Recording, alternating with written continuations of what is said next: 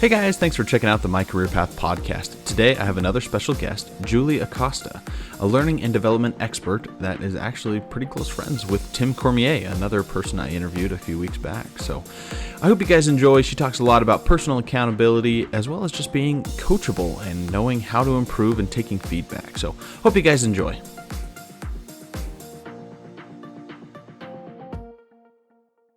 I have another amazing guest on here with the show with me today, Julie Acosta. She actually knows Tim Cormier, someone who I interviewed a couple weeks back, also in the learning and development field, and is somewhat of an expert. So welcome to the show, Julie. Thank you. Thank you for having me. Thank you for giving me this opportunity to be here Yeah. and tell you all about learning and development. Yeah, we're excited. We love hearing about it. We loved hearing from Tim, and I'm sure you have different outlooks and different experiences that are just going to be amazing. So kind of introduce yourself. What are some of the biggest achievements for you? Tell us a little bit about yourself. Well, I've been doing learning and development for quite a while. I was a very precocious child. I started when I was 10 years old, obviously. So I've been doing this for quite a while. But the actual path to get me here was through HR. So I do have some HR background first. And then I got tired of, firing people, being the HR police, like I say. And then so I moved into the learning and development. Well, back then it was called training and development. The reason for that was I just like that side of HR, where you're developing people, you see the potential of people, you really have a positive impact into people's life, right? When you're developing or you're helping them with their development, their career, that sort of thing. So that's kind of how I moved into that. I'm currently the learning and development manager for a telecommunications company. I also do consulting on the side, and I have many clients. I've done a lot of, in my previous experience, a lot of work in the medical device industry. So big name companies, Edwards Life Sciences, Boston Scientific, Medtronic, things like that. Very, Wow. very big companies. But I also have some consumer package as well, having worked at Kodak, Black & Decker, and things like that. So, I have a little bit of that industry, those two industries, and then I jumped into telecommunications. But that's a whole ball game. Yeah. My dad always said, because he works in HR, and I've interviewed him, and he talks about being in HR, it's you hire, fire, and retire people is a big part of the job. And so kind of seeing that learning and development section of we're training people, we're getting them up to speed, we're making sure they're taken care of. That's probably a really positive way to look at it. I really like Yeah. that. Yeah. And there's many good sides of HR, don't get me wrong, but Mm-hmm. the bad sides, I wasn't into that. It wasn't something that motivated me, whereas the learning and development did. So that's kind of what I pursued. And I had a great mentor, by the way. So he kind of took me by the hand a little bit, passively aggressively, pushed me into that arena. Well, good. Well, tell us about that mentor, because I think that's a huge part of people's career paths is people who kind of inspire them, people they talk with, advice they get, and they kind of go, you know what, that's something I want to do. Right. I did have a great, great mentor when I was starting out in my career in learning and development. He was my boss at Kodak. And one of the things that really stood out with me, Colten, was that he and I was very junior to him. He was the VP of Training and Development Technology. That was his title at the time. But he never introduced me as a direct report or anything like that. He always introduced me as someone that worked with him. Hey, this is Julie. She works with me in here. And I would be the one that say, no, he's my boss or anything like Mm-hmm. that. So that stuck with me. And as I became later on a manager, a leader, I always did the same thing. I emulated that because I thought that was such a good thing of him. He wasn't afraid of sharing his knowledge, sharing his expertise. And really, I learned so much from him. He's passed away now, but I just, hold him in high esteem because he really was the person that kind of pushed me more into that learning and development. And I was like a sponge. I learned as much as I could from him. He was so well experienced. He had worked in many, many industries, not just at Kodak, but he had worked in government office and, he worked in different states. I like that about him. So I learned a lot from him. And having a mentor is such a key industry later on when I moved, he actually was very instrumental in me accepting my next assignment outside of Kodak. He was very positive about it. He encouraged me to pursue, a better opportunity, even though it meant that I would leave Kodak. But he was that kind of a person, and I always thought that's the leader that I want to be. That's the person, the manager that I want to be. So I try, I'm human, I make mistakes all the time, but I try to emulate him as much as I could. And along the way, then I had really, really good mentors, and that's such a key area. It's important for you to always have a mentor. And then now I'm at a point in my career where I mentor other people. So I have a lot of good, positive things to say about mentorship. And that last two ladies, women in leadership position, one of them was very much into how do I communicate better? How do I navigate this arena? It's a function where it's driven. There's a lot of a lot of men. It's in the IT function, and she's trying to put value in her role. How do I do that, and how does she come across, and how do I say things? And then I have another mentee that was very concerned on how she presented her ideas, how she presented her. And so it's very different. One was more for leadership, and one was more in communicating and making her voice heard. So it's good. It's always good to be a mentor or a mentee. So I think, Yeah, and I just think that's so important, is just building those relationships, whether mhm, it be that kind of mentor mentee relationship, or even just having good relationships with your manager, because I think that's something that is a little lost today in a way. People are kind of out for themselves, going, okay, what's going to help me get ahead? What's going to help me kind of get ahead of the pack, stand out, and whatnot, and really taking the time to learn from the people around us and go, okay, there's things that you do that I do not do well, yeah, and kind of asking for help. One of the things that I really liked, and I don't remember what book I was reading, but he talks about networking and yep, just how that kind of has like a negative spin on it almost, yep. where people think of it as like, well, I have to build these relationships so that way I can get ahead, where really it should be relationship building and going, this is something that I can use to help them. They can help me, and we can kind of, bounce back and forth off each other. That's absolutely true. And, it's funny that you say that because I'm a certified Gallup Strength Finder coach. And when I was doing my certification, of course, I had to take the assessment. But Mm-hmm. one of the things that, I've been in learning and development. So I thought for sure learning was my strength, right? The number one strength that came out was relator. Huh. I had learning in my top five, but relator was my first. And I remember telling the Gallup coach, how can that be? Relator. Okay, yeah, I have a good relationship, but I'm in learning and development. I should be learning should be the number one. And she goes, well, did you tell me, Julie, that you traveled a lot? And I said, yes, yes. And did you tell me that when you traveled, you made it a point to get to know people, from the local place to the place where you were staying at the hotel, the bartender, the waiter? And I said, Yeah. yeah.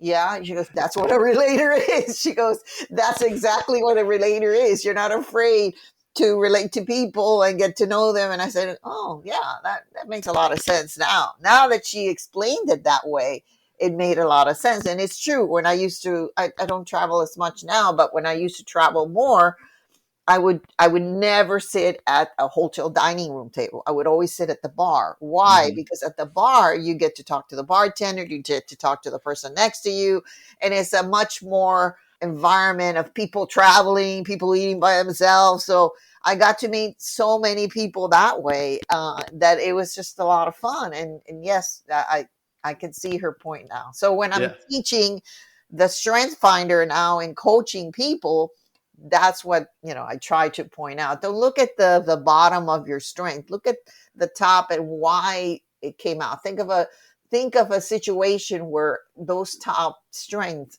really come out and shine for you. Mhm. Well, and I think even just kind of like trying to get outside your head, because there are sometimes when you're thinking about yourself that you're like, yeah, I'm really good at that, or, trying to identify your strengths, but other people are also really good at identifying other people's strengths, because Right, that's probably the most visual thing for that. right.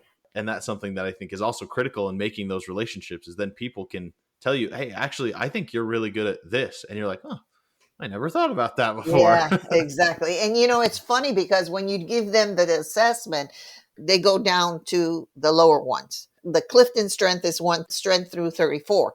So Hmm. they look at 30, 31, 32. They don't look at the top five. And they say, but Julie, I have this here. And why am I so, weak in this area? And I said, you're concentrating on the strength that is not driven into you, that you don't show every day. Look at the top five.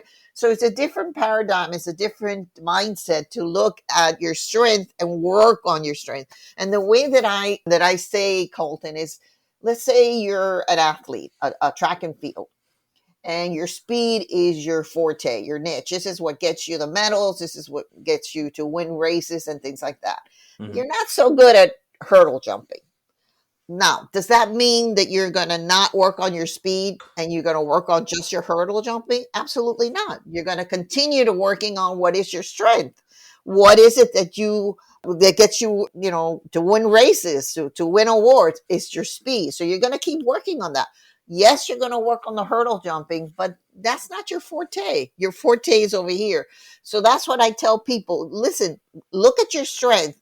Yeah, be aware of what you maybe are not so good at, but work on your strength, and that's what you should develop, because you're going to be even more successful when you work on your strength. So partner with somebody that, let's say that you're low on communication, you don't like to communicate, you're rather behind the scenes or doing whatever. Okay, work on somebody that's an excellent communication. My boss is an excellent communicator. He's very positive. He's very, I'm the type of person that likes to work with numbers. I strategize, I see things in pattern. We're a perfect fit, because whenever we need something for learning and development, to be promoted, to try new ideas, he's the person that does that. He's good at that. When it's something about strategy or something that is in the long run, he's going to say, hey, Julie, what are your thoughts about this? What do you think about that? And I will always think of not just putting out the fire now, is how is it going to look a year from now? How is it going to look 2 years from now? I'm always Having looking more of a long vision. term. Yeah, more of a strategic high. One of my ex bosses used to be, Julie, give me the helicopter view. And the helicopter view is, don't give me the details, give me the helicopter view. Yeah. And he was someone that didn't necessarily, I bumped heads with him all the time, but I learned so much from him.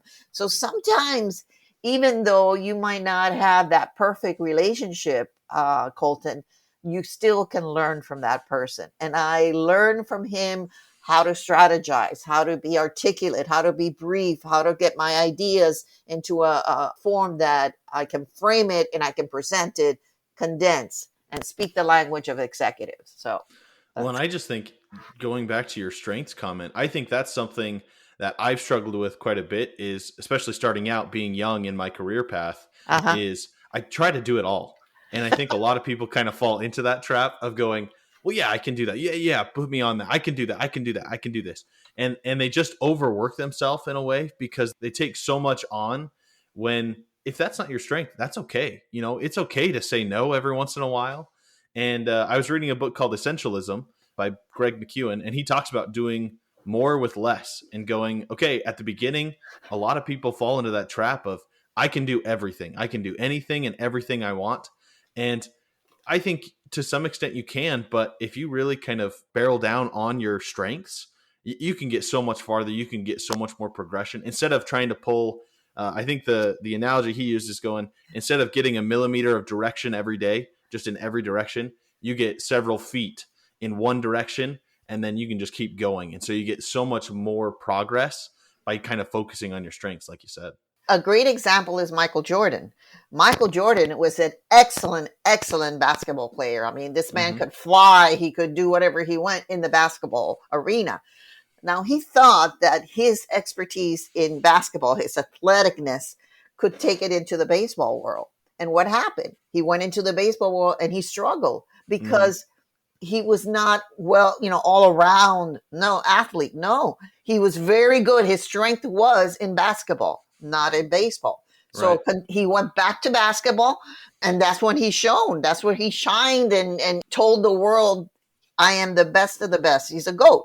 There's no other person in basketball that can say he's a Michael Jordan. He comes once in a generation. Yeah. That kind of a player like that. So that's the perfect example of somebody that is not all around great, but he's great at his strength, and that's what he concentrated on. And that's what we tell when I coach people. I tell them, look at your strength. Don't look at what you're not so good at, and don't worry about those things. Be aware Yeah. of them, but work on your strength. You'll be more successful. Just jumping in here real quick to share a website I've used and will continue to use to improve myself and my career. Skillshare is an online learning community with over 20,000 classes to choose from. Whatever you're passionate about, you can find an amazing class on Skillshare to hone your practice. Skillshare has what you need. Learning is so critical for our lives and is a lifelong journey. Even when we finish school, we should keep on learning and keep working to improve ourselves. So you can try Skillshare absolutely free for 1 month. Go to Skillshare.com and sign up and use the code MyCareerPathFree. That's all lowercase, no spaces, to start your first month at no charge. And when you do decide to keep on taking those classes, use the code MyCareerPath30, that's MyCareerPath30, to get 30% off your first year on Skillshare. Keep learning and keep going. Now let's get back to the show. So let's kind of talk about your college education or your training and whatnot. What kind of a degree do you have, and how has that helped you? Okay, so do have a bachelor's degree in liberal studies, but a lot of it is in business. And the reason for that, Colten, is I went to school and I was maybe about, I don't know, 8 or 9 classes away from graduation, all in business. My major was business administration. And then, I got pregnant with my child. I stopped to have my firstborn. But then when I went back to school, it had been too many years. And the counselor at the university said, if you want to come back with your degree, you have to take all these courses again. I didn't want to do that with a baby. So he said, if you take the liberal studies bachelor's degree, you only have to take like 7 or 8 classes and you get your degree. But if you look at my transcript, everything is pretty much, except for those 7 or 8 classes, management, marketing, international business, everything is in the business world. So then from there, then I got a certificate for training in human resources development, also with FIU, but in the executive education department. That was about an 18-month long course. I don't have a master's degree, but I do have a lot of experience in just working and hands-on in every situation, facilitating and coaching and initiating leadership development programs. You name it, I pretty much have done it. And it's funny because in my consulting world, there's one particular client that sees me as a change management expert. So whenever they call me, it's always for change management. I said, you guys, you know that I'm a learning and development professional. I can do a lot of other things. Yeah. But I've done 6 projects for them. But whenever they call me, Julie, we need a change management expert. Okay, here I go again. And that's fine, but I do a lot more than that. But they know me as a change management person. Oh, Julie can do okay, fine. And That's so right. this particular client always calls me for change management. That's fine. Was there ever a time when you were getting your degree or getting your bachelor's degree that you wanted to go to get that master's degree and then decided otherwise? Yes, there was. When I was at Boston Scientific, I said, well, I'm going to go get my master's degree in organizational development. But it was just something that I wanted to do because the company paid for, had educational reimbursement.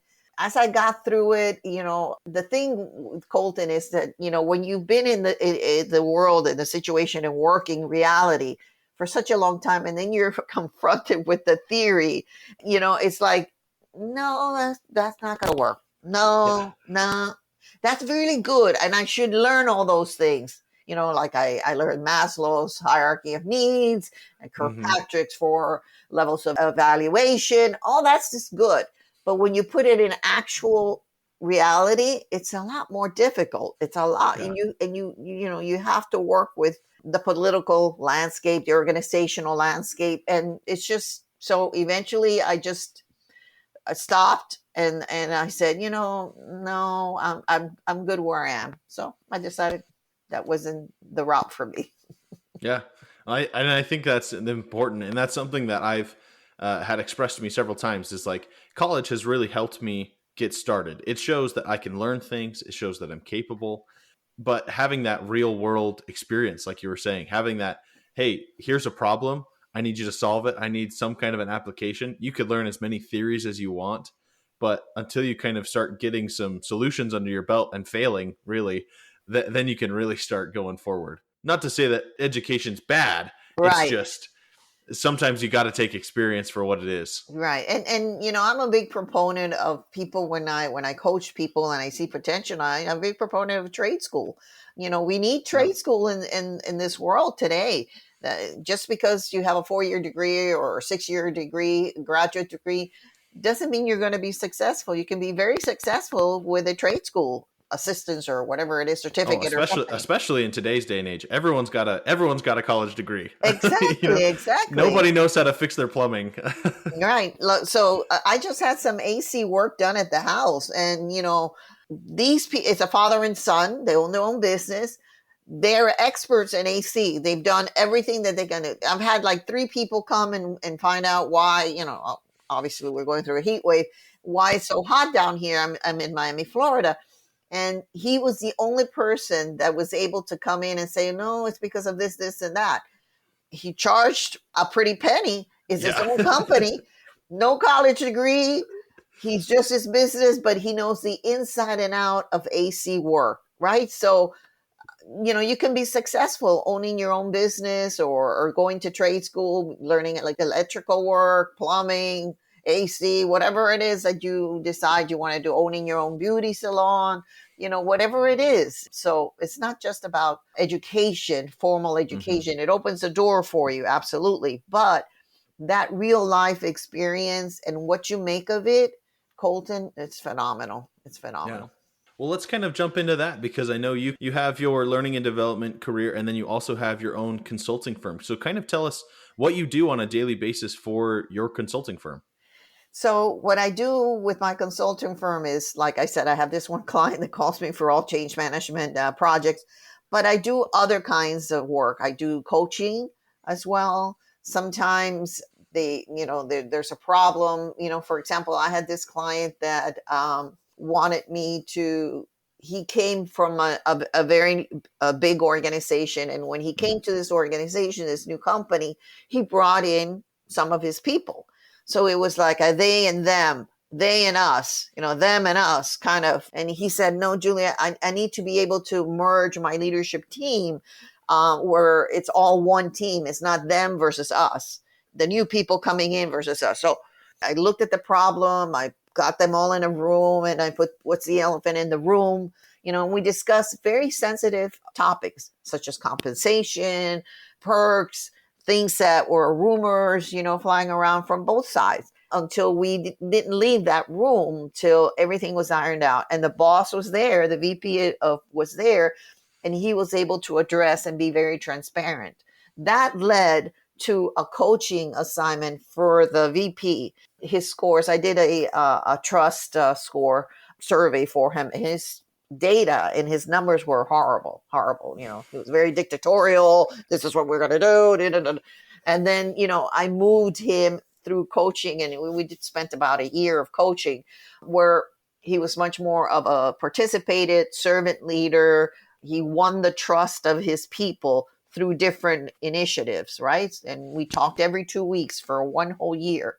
He turned it around so well. It was one of my biggest accomplishments because that area, that division was suffering big time. They went from a really troubled division of this conglomerate company to winning the best manufacturing site division the next year. Wow. So yeah, so that was for me one of the biggest accomplishment. And he was very congratulatory towards me and all that. And I said, no, it's not me. It's you guys. You did the work. You as a leader provided the opportunity for others to excel and do better. So no, I just helped you, nudged you along, but it was you guys.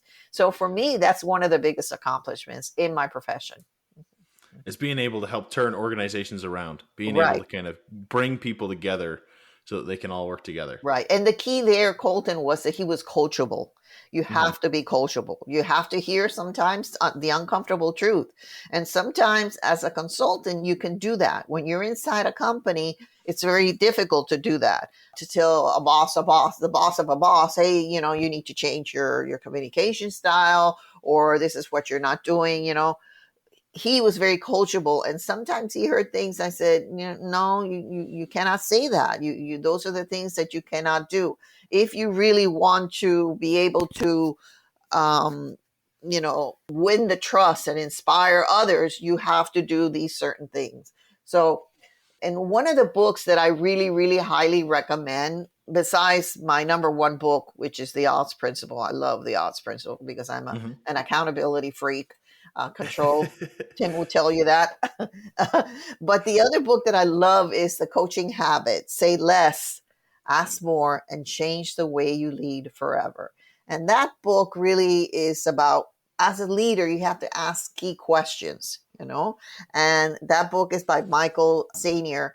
But I really, really recommend it. I always give a copy of that to everyone. And it's really what are the questions that you're asking when you're sitting down with that direct report and you're trying to coach them and you're trying to help them and you're trying to do. And and Tim will attest to that. I ask him some of these questions, like he gives me a lot of stuff, and I say, if I say yes to this, what am I saying no to?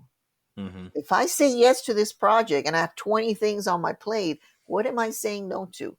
Okay, it doesn't mean that I might not say no, but it's not going to be at the timeline that you thought. It Right. might be extended. Okay, I'll take on this new project, but this other project over here that I was going to do for you in 2 months or 1 month, that might not happen. That might take a little longer. And so those are the kind of questions that you ask. If I say yes, what am I saying no to? And people have to start learning what's on your mind. How can I help? And how can I help is not doing the job for you. Is how can I help remove the barriers for you to do the job?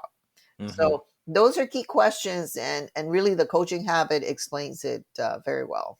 So, what kind of traits make somebody coachable? Listening to feedback and then acting on whatever recommendations that person, the coach, is telling you. So, for Hmm. example, one of the things that this person was very bad at was that he would never let the other person finish whatever it was that they were going to say. So, whatever idea that person said, whether it was good or bad, it was, oh, no, this is the way you got to do it.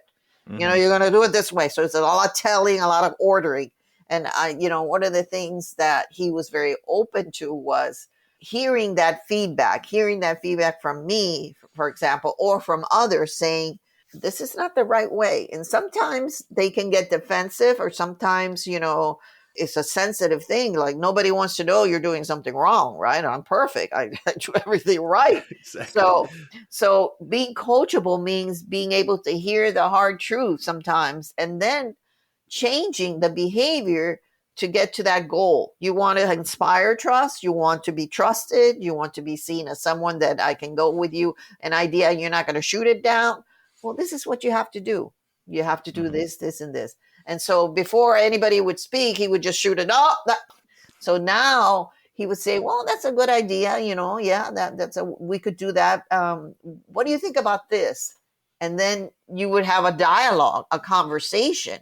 And maybe you did the idea of what the leader came to you, or maybe not. But at least you let him have that space where you were going to hear him out. And then also, if it wasn't a good idea, point out the reasons why. Always the why behind it. Hmm. A lot of people, that's the difference between child learning, pedagogy, and adults want to know the why behind things. With a child, they'll just do the task. But with an adult, you need to understand the why behind it. Okay, so yeah, I'm not inspiring trust. So what? You're not inspiring trust, and this is what happens. This, and this. But if you inspire trust, you're going to get this and this and this and this. Yeah. Well, and I think just especially in any manager kind of role is when you let the employees or let your coworkers come with solutions, they're a lot more kind of bought in to the vision. They're a lot more bought into what the solution actually is. as opposed to, I'm sure if you were doing your consulting firm and you just came in and said, this is exactly how we're going to do everything, this is what's worked before, I'm sure it's going to be no different here. I don't think many people would be like, okay, sure, like that's, I guess, but they Right. wouldn't be like bought into, hey, this is going to actually make a change, this is going to Right. make a difference. Yeah. Yeah, that's true. I mean, I had another client that I was hired to come and help them with the organizational design. They had the organization and this is what they wanted. So when I first went into the initial meeting, they presented what the organizational design that they wanted to have. And I'm looking at it at the screen and I'm saying, what a freaking mess. So I'm thinking this to myself, right? And I'm saying, how do I diplomatically tell this person, the CEO and CFO, that what they are showing me is not going to work? It's a Yeah. freaking mess. so, so very delicately, I say, well, let's take one function at a time, and that's how I did. I took by function, and it got to a point where by the end of I was there for like 3 months. And by the end of the time, the org design wasn't exactly 100% better, but it was a whole lot better than it was that first day. And it was really trying to convince them and showing them why it was better this way and why it was better, to have the structure, the hierarchy this way, and so on and so on. So it takes a lot of work, a lot of diplomacy. But one of the reasons that I like consulting is I'm my own boss. I can take a client if I want to or not, whether they pay me the money or not. If I don't agree or like or just ruffle the wrong fit, I don't have to take you as a client. Whereas when you work for a company, you have no choice. You gotta Yeah. do you gotta do what you gotta do, right? But as a consultant, I had that luxury. So that's the beauty of going on your own. Mm-hmm. Yes, there's definitely cons to it, a lot of pressure, but I like the positive side of it, and usually that's what I see. When you take on a new client, what does that kind of first meeting look like? When you've made the terms, you're going to be brought on to help out. What does that first meeting look like between you and the client? Okay, so before I get to that first meeting, I already know what the issue is. Mm-hmm. Whether it's the them versus us, or it's organizational design, whatever it is. So I go in there. The client thinks this is what he needs, right? I go through a series of questions to get to the needs analysis. And now I'm more in depth. So he says he needs an organizational design, or he says, he needs some coaching, but I want to know where in coaching. Coaching could be very broad. Where is it that you need coaching, for example? Is it in communication? Is it in leadership? Is it in presenting to the higher ups? What is it that you need, right? So that's the first series of questions that I'm going to ask. Is I'm going to get to the bottom of what exactly is the end goal. What does success look like? Mm-hmm. What is it that you're going to be happy with at the end of, when I leave? Because as a consultant, you have to leave. So you cannot be there for forever and keep, tying and coming up with new things to stay there, because eventually you'll wear your welcome out. So you have to be able to turn it over and train and coach those people that are going to stay to do it on their own, because you're out on to the next client, right? So it's a little bit of that. Having that first meeting will tell you, okay, so this is what you want, this is and then you build the plan. Okay, so next time you meet with the second time is, oh, this is what I recommend, this is what I do, why don't we get started on this? And sometimes you do some assessments in the front, you do a DISC assessment, or you do a trust, or you do a strength finder, whatever it dictates for you to do. Sometimes you don't have to. You just know it. For example, in change management, when I work with this other client, as a change management, I could do it with my eyes closed, but I know that the first thing is getting the stakeholders' feedback. Mm-hmm. What are the stakeholders? Who are the stakeholders? Have you told them of this change that's going to take place? If not, why not? Why haven't you told them? Those are the things that you need from that first initial change management. Why do you think you need change management? It's not a communication plan. Some people think that change management is a communication plan, and change management is about organizational landscape. What are the risks, stakeholder, training, communication? There's many, many components of change management. I mean, I could talk forever on this topic. Tim and I, whenever we do our conversations, we just talk and talk and talk and talk, and we could just talk about this for forever because I have a passion for learning and development. I love it. Hmm. I love to see the catchword is the fruits of my labor. Just amazing to see how sometimes people don't see the potential in themselves, and it's there. Somebody just has to tap it, and sometimes it's a coach, sometimes it's a boss, sometimes it's a leader, it's a friend. You never know. So it's really looking at it and trying to guide somebody in the right direction. But at the end of the day, my career, my development is my own. And so when I wanted to pursue learning and development, I, tried to research and read as many books as I could about learning and development. What did it mean? What are the trends? And even today, I still, I love techie stuff. I'm always, what's the latest gadget? And, even though I'm a baby boomer, no assumptions. Baby boomers can be tech savvy. That's right. So, We can use technology too. so it's funny because a lot of my friends are not tech savvy, and they say, "Oh, give it to Julie. Julie will figure it out." And That's that's true. True. I love figuring things out. Oh, it's not going to work this time, but what if I do this? And I'm very persistent. Those are the things that really lead me to what do I need to do to be current? What are the trends? Always reading, LinkedIn, Udemy, all the things, all the Harvard Business Review. I'm always looking at articles and what's the latest. hmm.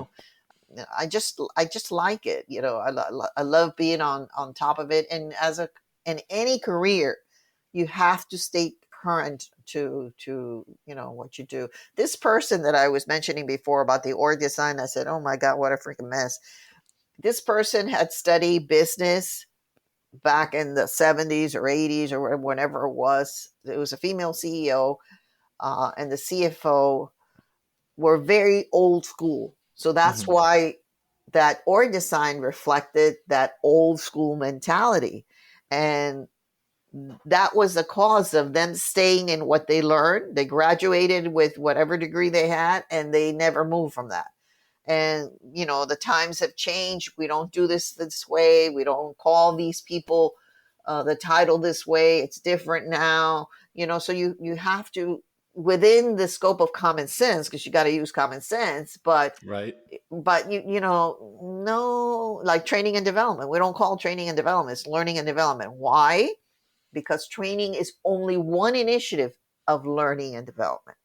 You Hmm. can do training, but you can do coaching, you can do facilitation, you can do many things under the umbrella, that helicopter view of learning and development. So training is just one initiative of that. So calling it a training and development is too narrow a Yeah. word.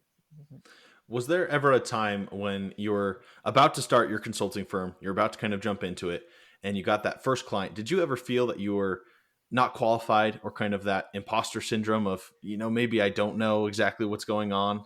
Not as a consultant. I never had that because by then, I had a lot of experience and had different roles. I mean, I was director for Boston Scientific for the East region with 8 offices, 20 people. Hmm. So that was a very demanding, and also we were under an FDA warning letter.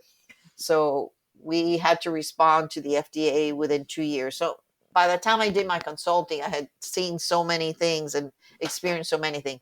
But when I worked at one particular place, they gave me, this was back in the early 2000, 2002, 2003, something like that.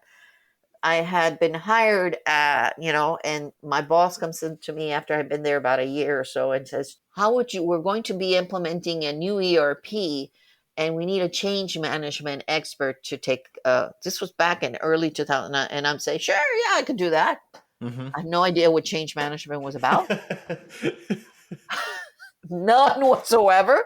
This was way, way before when anybody even thought about change management. So I pick up the phone of my mentor at Kodak, Yeah. and I said, listen, I was just offered a position for change management lead. What the heck is that?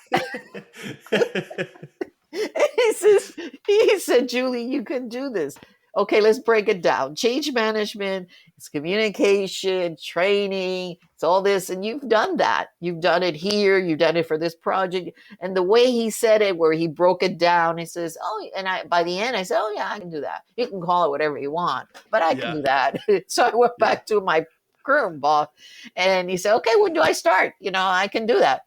And the area that I knew organizational design and I knew training, and the one area that I wasn't so experienced was in communication and communicating out, right?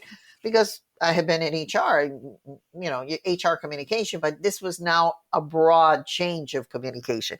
So what he did was he buddied me up with someone. This was beyond strength finders. He buddied me up with somebody that had done communication before. He brought that person in, and he says, okay, you're going to work with Julie, teach her everything you know about communicating to employees on change. And that's what he did he was with me for about, I don't know, almost a year.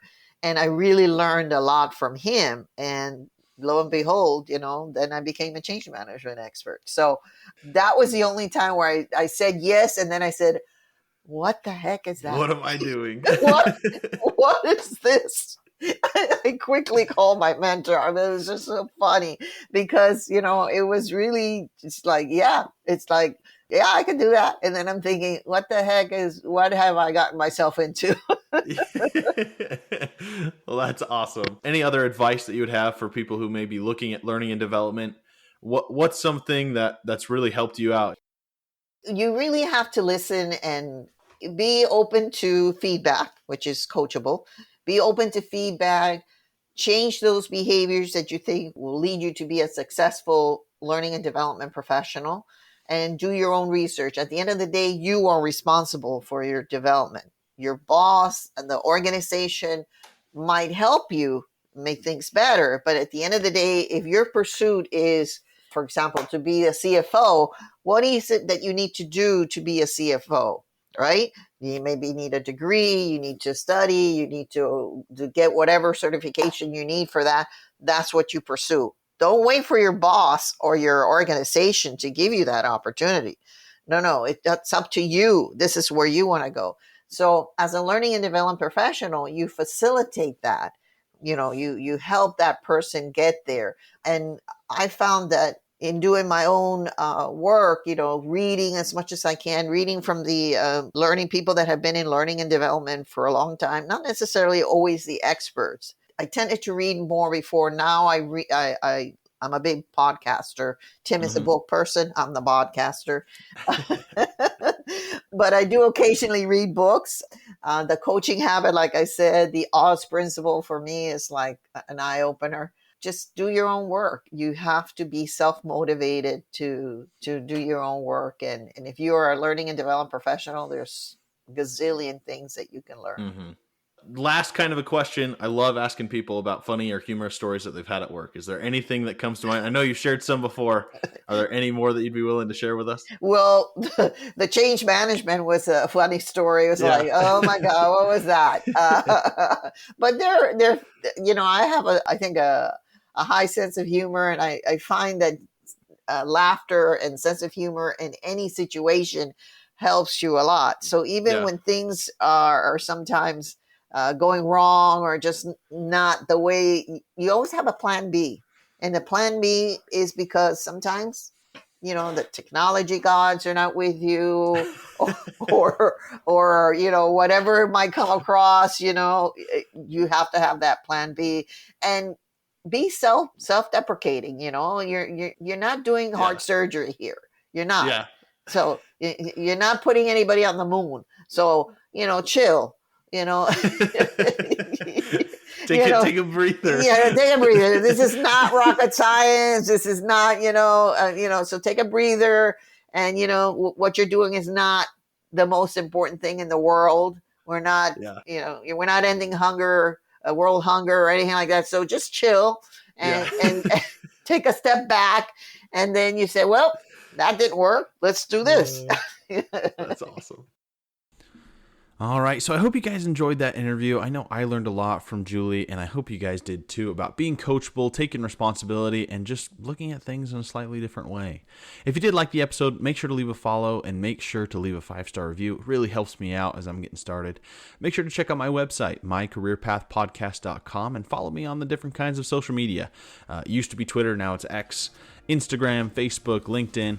Make sure to connect with me and let me know what careers you guys are interested in. Send me an email, colten, that's COLTEN, at mycareerpathpodcast.com. I'd love to know what careers you guys are interested in, and hopefully I can get someone on the show to talk about it. So hope you guys have a great rest of your day. Catch you later.